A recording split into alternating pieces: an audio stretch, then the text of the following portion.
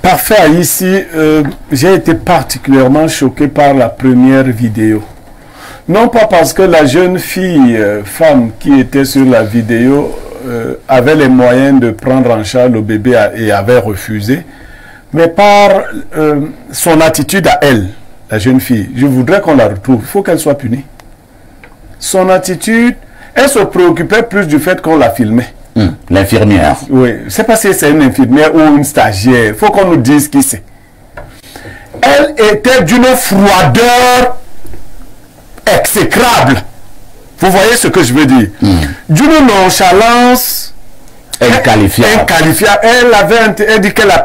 Non, la fille la mérite d'être fouettée. Il faut la fouetter. Il faut la mettre au sol. On la fouette correctement. Et tout ce... Voilà, nous sommes à l'hôpital Génico. Nous sommes à l'hôpital Génico avec un cas d'urgence.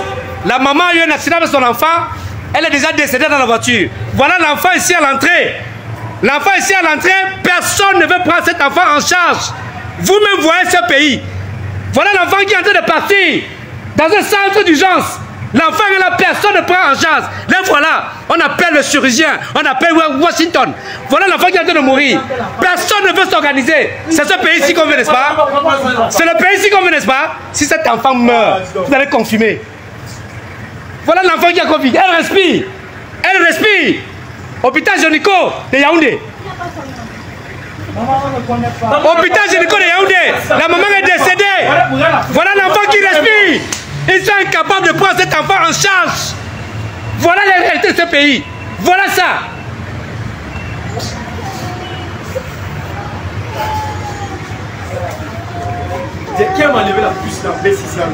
Voilà la réalité de ce pays. Cet enfant s'il meurt, je vous jurerai. Vous allez confirmer ici là. J'ai dit que l'enfant s'il meurt, personne ne va sortir là-dedans. Hein? Personne. Voilà un hôpital de référence. C'est ça le Cameroun. Voilà ça. Vous-même témoignez. On forme des médecins, on forme ceci. Un cas d'urgence arrive. Un petit enfant, on va appeler le chirurgien. Pour prendre l'enfant en charge, il faut appeler le chirurgien. N'importe quoi. Si c'est votre enfant, vous allez laisser. Vous allez appeler le chirurgien. Foutaise là. Voilà ça. Voilà ça. Voilà ça, l'enfant en train de partir. Voilà l'enfant qui est en train de partir. On appelle le chirurgien. On appelle le chirurgien. Appelez votre chirurgien. Mais je vous jure que si cet enfant meurt, vous allez sortir ici avec les pieds cassés. Voilà l'enfant qui respire. Voilà l'enfant qui respire. Il faut appeler le chirurgien. Hôpital de référence, mon cul. Voilà ça, vous-même témoignez. Ça fait déjà 19 minutes, près de 10 minutes nous sommes là. 10 minutes nous sommes là. Pierre Blériot-Ignemec, je pense que beaucoup ont suivi cette vidéo sur les réseaux sociaux. Vidéo devenue presque virale d'un cas où la maman et son bébé ont été victimes d'un accident. On les a conduits dans un centre hospitalier. Je pense que c'est l'hôpital Génico, obstétrique. Et de ce côté, en arrivant, on a vu que la maman était déjà morte. Elle était encore couchée dans un véhicule, ce que nous appelons vulgairement pick-up. Elle était couchée au niveau arrière. Et le bébé, le sang partout. On comprenait pas pourquoi on ne voulait pas prendre en charge ce bébé. Et un monsieur, je pense que le monsieur qui faisait la vidéo, a commencé à tempêter devant cet hôpital en criant, en demandant pourquoi on ne veut pas sauver, ne fût-ce que le bébé, alors que la maman était déjà morte. À côté de là, on a également eu le cas de l'hôpital Jamon, où c'est le groupe électrogène qui s'est arrêté, pas parce qu'il était en panne. La raison évoquée est qu'il n'y avait pas de carburant. Et lorsque nous savons que dans cet hôpital, il faut absolument avoir de l'énergie. Et il y en a qui sont sous assistance, sous oxygène. Imaginez. Et il y en a qui sont en salle d'opération et on vous dit que vous êtes dans le noir. Peut-être qu'on allume les torches maintenant, donc des téléphones pour passer à la chirurgie. Je n'en sais rien.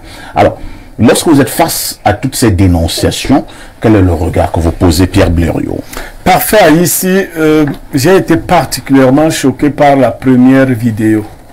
Non pas parce que la jeune fille, femme qui était sur la vidéo, avait les moyens de prendre en charge le bébé et avait refusé, mais par son attitude à elle, la jeune fille. Je voudrais qu'on la retrouve. Il faut qu'elle soit punie. Son attitude, elle se préoccupait plus du fait qu'on la filmait. L'infirmière. Oui, je ne sais pas si c'est une infirmière ou une stagiaire. Il faut qu'on nous dise qui c'est. Elle était d'une froideur exécrable. Vous voyez ce que je veux dire? D'une nonchalance Inqualifiable. Elle dit qu'elle a... Non, la fille la mérite d'être fouettée. Il faut la fouetter. Il faut la mettre au sol. On la fouette correctement. Et tous ceux qui agissent ainsi. Je connais la réalité des hôpitaux. Je tire une révérence au ministre qui a donné des instructions pour que le bébé soit finalement pris en charge.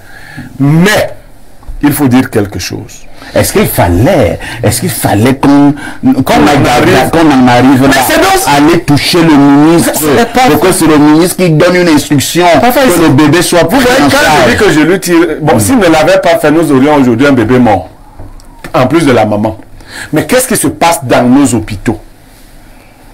Après l'anniversaire du président Paul Biya, nous reviendrons pour lui dire ce qui se passe dans nos hôpitaux, papa Paul Biya. Après ton anniversaire.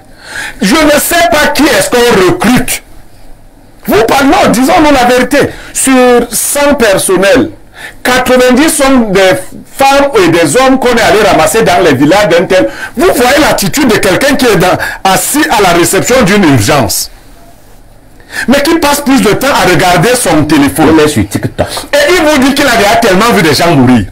Vous voyez le service d'urgence où les gens marchent nonchalamment quand un cas grave arrive. Non, si vous ne voulez pas travailler, n'allez pas au travail.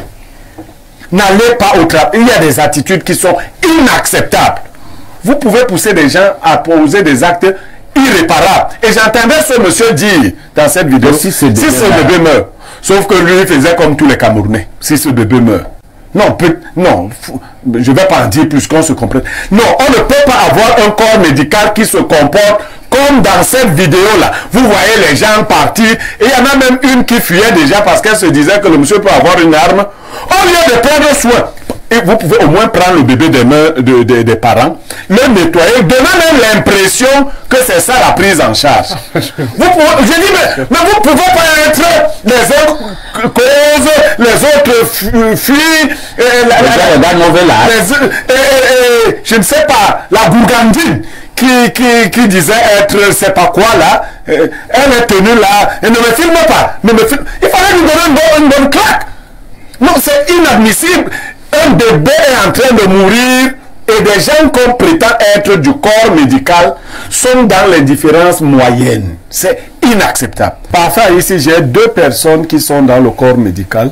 Et d'ailleurs, on va vous dire, c'est lorsque vous prenez en charge un malade, vous l'infirmier ou le médecin, c'est vous qui supportez. Vous supportez les frais de votre poche. D'ailleurs, vous allez à la pro-pharmacie de l'hôpital, on ne vous donne pas les médicaments si vous ne déposez pas d'argent. Mais là, comment servent les services sociaux qui existent dans les hôpitaux? Oh, ben, ils sont souvent fermés à quelle heure? Oui, mais moi, c'est le cas d'espèce. Hein. C'est la nonchalance de cette... Je vais la retrouver. Non, elle s'en foutait carrément. Il ne faut pas que les gens du corps médical ou du corps enseignant fassent comme s'ils étaient les policiers ou les gendarmes. Parce qu'on connaît déjà les tares de ce côté. Vous savez, on dit dans les autres corps, plus vous faites perdre du temps à l'usager, mieux la facture monte. Plus la facture monte.